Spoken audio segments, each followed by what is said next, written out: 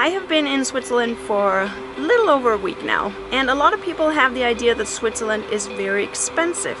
Well, let me break it to you. It is very expensive. But before you guys convince yourselves that that's a reason not to go to Switzerland, don't fool yourselves. It is so incredibly beautiful here, you have to go. But I am going to give you 5 good reasons how to do Switzerland on the cheap.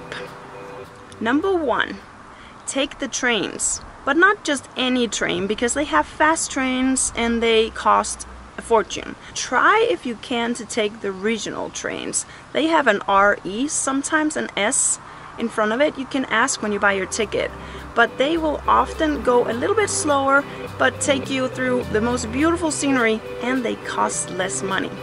Numero 2, drink the water out of the water fountains. I don't mean the guys who are peeing or the lions who are spitting and all that kind of stuff, but they have regular like water features. Like it's just a spigot that goes out and they have water draining into this huge concrete tub, and you can just fill up your water bottle. It's completely free and it's completely safe. I've been doing it for this whole trip and I haven't had any problems with it whatsoever. Number 3, food in Switzerland is fine.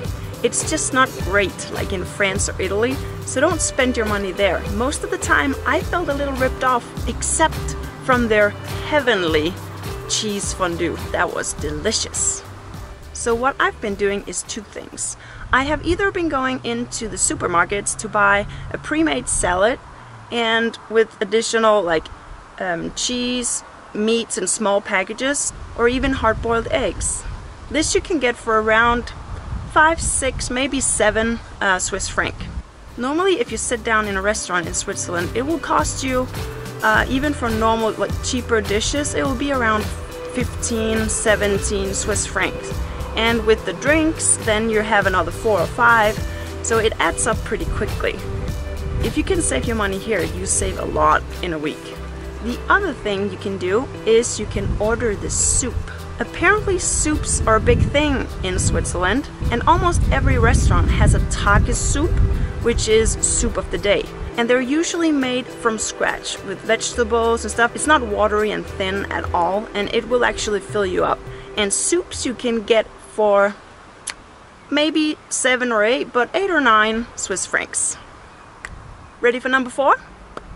If you open your Google Maps for the area you want to stay in and zoom in, it might show you a hotel or small bed and breakfast that hasn't joined either hotels.com, bookings.com, or any of those big companies. This is what I did when I found my accommodation here in Schiers.